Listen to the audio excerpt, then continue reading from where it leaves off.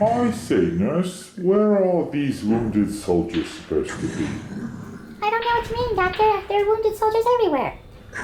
Well, I haven't seen any. Oh, no, Doctor, you've forgotten your spectacles again.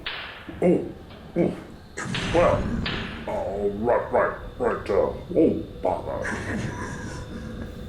It looks like it might rain.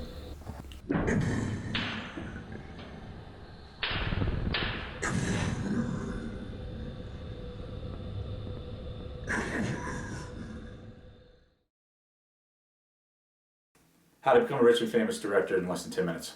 Okay, there are two jobs a director has. Two, count them, two jobs. You know how I like to break everything down into binaries, and of course it's oversimplification, but everything gets complicated all on its own, so it's nice to break it down and start simple. So two jobs, there's really only two jobs a director has to worry about. They have to be able to get good performances. They have to know how to get good performances. They have to recognize good performances when they see them. So, number two, where to put the camera. All right, the answer to the number one, cast. Cast really good actors. Done. Really. Trying to make a video, you're very rude.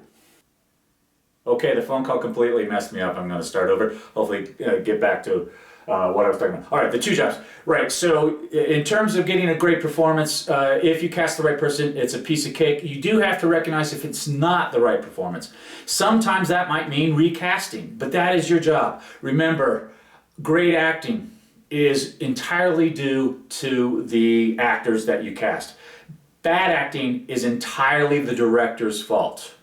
What that means is if you don't recognize that it's not working, you're a bad director. The actor is doing what they think is correct, and it's your job to help them get there for the overall picture. The director is the only person that's seen, it's a puzzle, and the director has seen the picture on the box.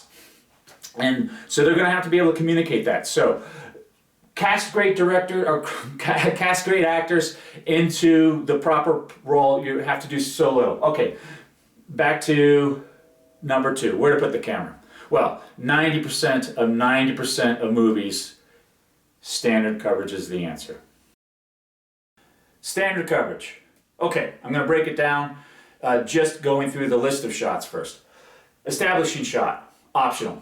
Showing a picture of the restaurant or the restaurant sign and before you move inside, showing sometimes the whole city, sometimes the whole world sometimes. It's optional though. It's not necessary. It helps clarify and sometimes it's important, but for the most part, use it if you want, if you feel it's useful. All right, it's going to let the audience know, and sometimes it helps convince the reality of it. Okay, what is not optional, starting from here on, is going all the way back to the very beginning of film storytelling anyway, with Georges Méliès, where we were basically imitating theatrical performances, the master shot. We put the camera in the best seat of the house, like 7th row center, and we filmed the entire scene. The scene would start, the scene would end, move on to the next shot. And if you watch The Trip to the Moon, that's exactly the way it's shot. The whole thing is there. And it took another decade or two before we get the development of the further shots, and then it's perfected basically into the 30s. By 39, they had it all figured out.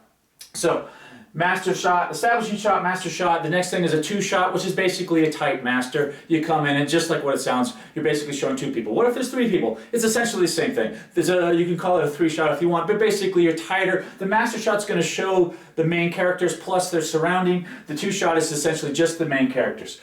If it's a short scene, you're probably going to start with the two shot, or have a two shot as the master. Okay, now, moving in.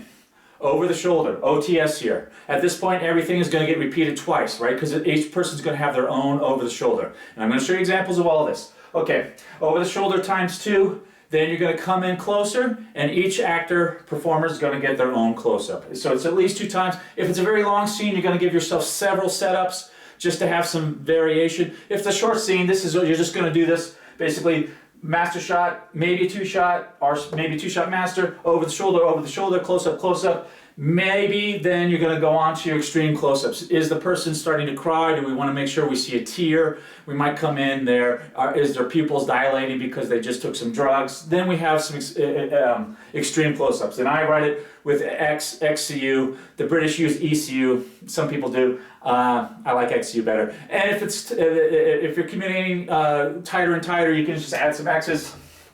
Okay, extreme close-up. So if it's if it's just their eyes, it's a extreme close-up. If it's just their pupil dilating, add an X. Okay. Also, it's an art form. It's not engineering, so there's some variation. One person's close-up is another person's extreme close-up. So, master shot, two shot, over the shoulder, close-up. Extreme close-ups then you're almost done. We're almost done. You're almost ready to move to Hollywood. Okay, inserts and cutaways. Inserts are story-specific things details that you want your audience to not notice. We want to make sure they see this. So if someone is poisoning someone, you're going to see a close-up of the poison going into the drink or whatever. That's an insert. A cutaway is more generic. A cutaway might be the clock on the wall or someone walking by, the waiter walking by with a tray. If you have a continuity issue in editing, you can cut away to something in the restaurant, a goldfish in the it's a restaurant that has an aquarium, so you can cut away to that. You're going to get a couple shots like that just in case you have some issues. Inserts are story-specific details that you want to make sure your audience notice. Okay.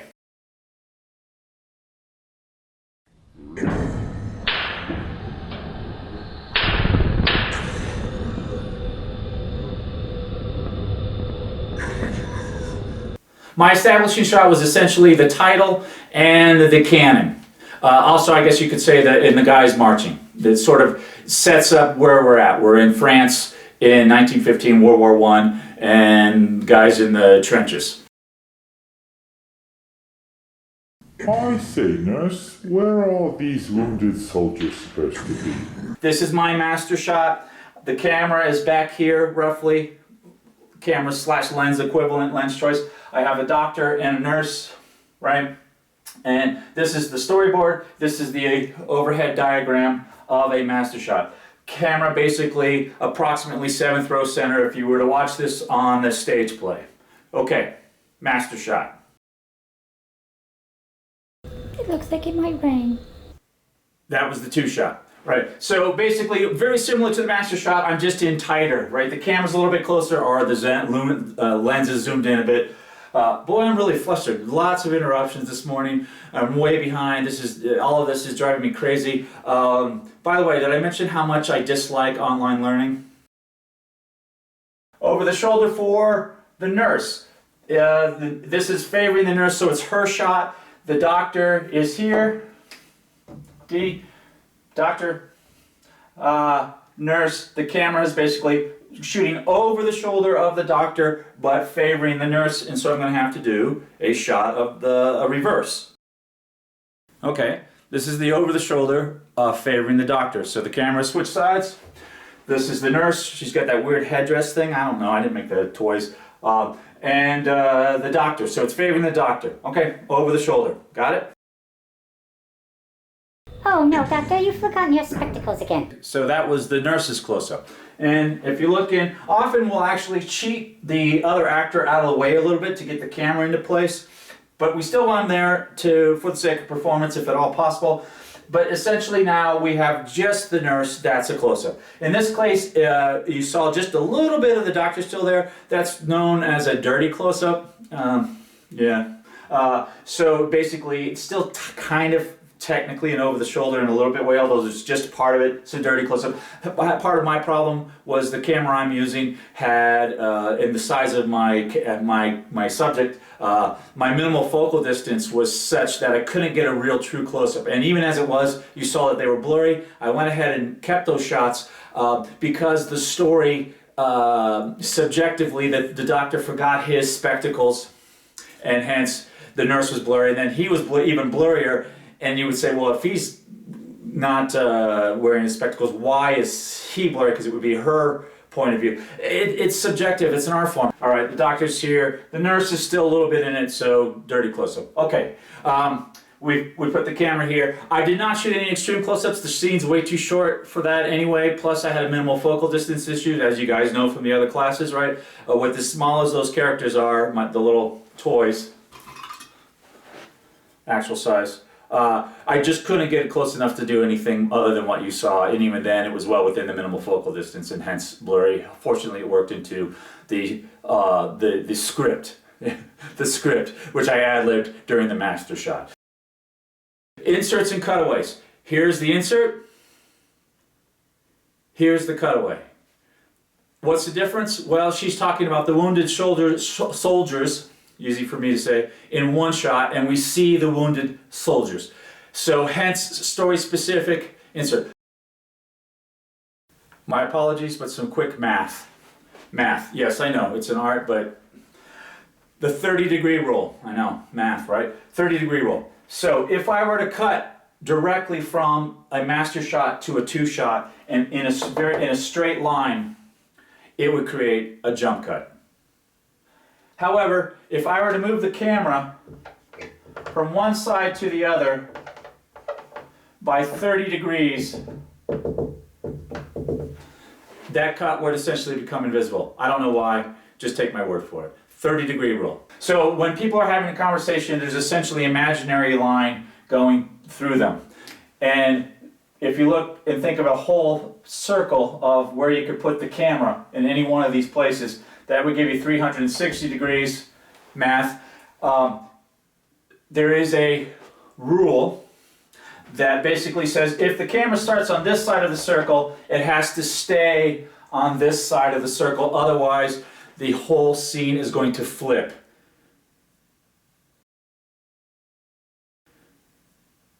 So I had my storyboards, the nurse was here and the doctor was here throughout the entire epic film. Epic 52-second film. Right? 52 seconds, by the way, was how long the original Lumiere Brothers cameras could film at one time. Coincidence? Okay, so the doctor stayed on his side, the nurse stayed on their side, it kept the audience oriented. If the camera had gone to this side at any point, they would have flopped sides. The doctor would have been on this side, and the nurse would have been on this side, and it would have been confusing. That's the 180-degree rule. Where it really basically, in practice, it seems real simple. Oh, well, yeah, but what happens when you go in for that close-up, and remember I said we have the actor cheat often to get out of the way? We'll accidentally cross that line. And what happens is the eye trace changes. And so they're all of a sudden looking from this way to that way. And that's what happens. Got it? All right, thus endeth the math lesson. Sorry. Last but not least, you're almost ready to move to Hollywood. You need a hat. Well, no, I'm wearing the hat. You need to become a rich and famous director, you're going to have to develop some sort of affectation. Today I chose to wear a hat. It's one of the reasons I'm wearing it. I haven't quite figured out what my real affectation is. I mean, some people wear cravats. Some people are afraid of flying. There are people who they refuse to sit on director's chairs, or they sit on director's chairs with their name on them. Both affectations. You can pretend to be afraid of horses while filming a Western, and yet have your grips make a director's chair out of a horse saddle sitting on an apple box. Affectation. So we're talking Hollywood, rich and famous, right? Not necessarily auteur. We're going to get into that. So the main reason I'm wearing a hat is I just didn't feel like cutting my hair yet, and I put a hat on because it looks ridiculous, and not that the hat doesn't look ridiculous, but I also thought it would be funny to talk about affectations. It does seem to be a requirement for Hollywood directors, just saying. So let's talk about the difference between Hollywood directors and non-Hollywood directors, also known as auteurs, which is French for author. However, the auteur does not necessarily mean they don't have affectations too. Okay, 90% of the movies is basically two people talking. So there is no reason to film it any other way than doing standard coverage. And if you try to film it some other way, a couple things. It's already been done. and it's stupid. The people who have done different ways, attempting to do different ways other than standard coverage to show dialogue scenes have, even Tarantino in Reservoir Dogs has a lot of moving camera during the restaurant diner scene that opens the whole thing with Madonna and everything. And then you see later on in his films, he basically has given that up. He's realized if it's a conversation, just film it standard coverage and then wait to show off during your transitions and your chase, fight, action scenes.